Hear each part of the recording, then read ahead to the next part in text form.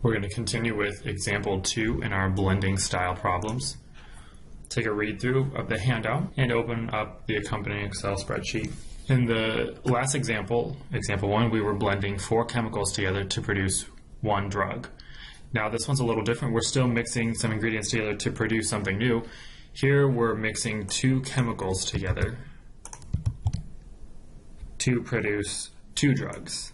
So 2 ingredients combined to produce 2 new products. So now my decision variables are a matrix. So this matrix represents the number of chemicals I'm blending to produce each drug. Let's start with some simple constraints about the chemicals and the drugs. We have a maximum amount allowed for each chemical. There's only 4,500 ounces of chemical 1 available and 4,000 ounces of chemical 2 available. So what I actually use must be less than or equal to the maximum available.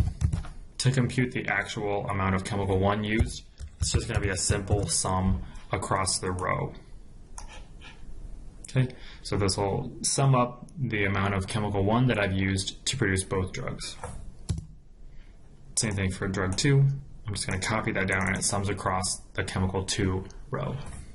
I have a similar constraint for drugs 1 and 2. I can only sell so much of drug 1 and 2. In the problem it says 4,000 for drug 1, 3,000 for drug 2. And that's the maximum.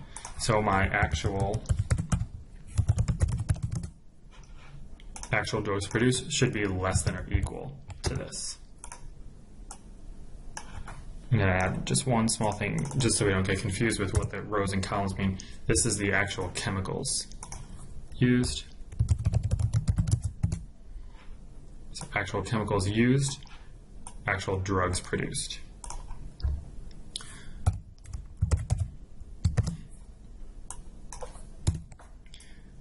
To calculate the total drugs produced, simply sum up the column for drug 1 and drug 2.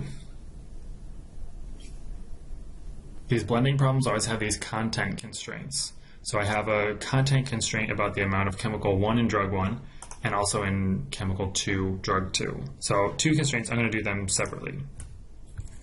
I don't want to express things in percentages because I need to divide formulas by other formulas, and that'll break the linearity of my solving method.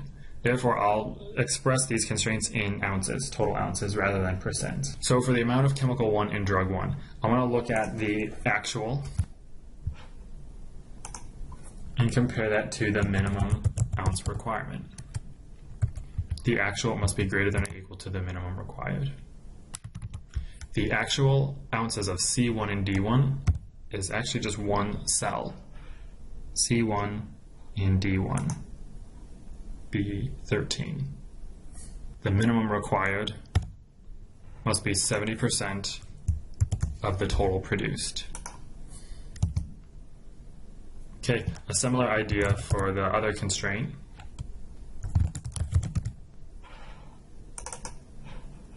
Let's look at the actual ounces of chemical 2 in drug 2. Chemical 2 in drug 2 is going to be cell C14. That must be greater than or equal to the minimum required,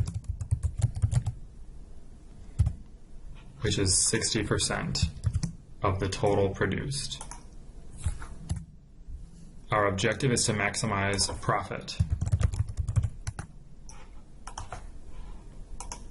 Profit is equal to revenue minus cost. So I'm going to make 2 cells for those things and then just subtract the 2 for profit.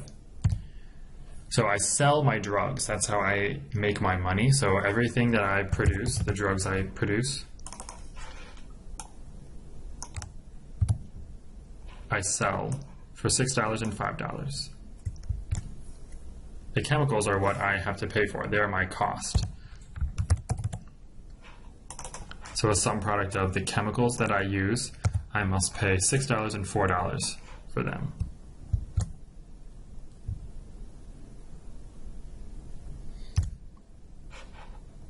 And profit cell is simply revenue minus cost. Let's solve it and see what the solution is.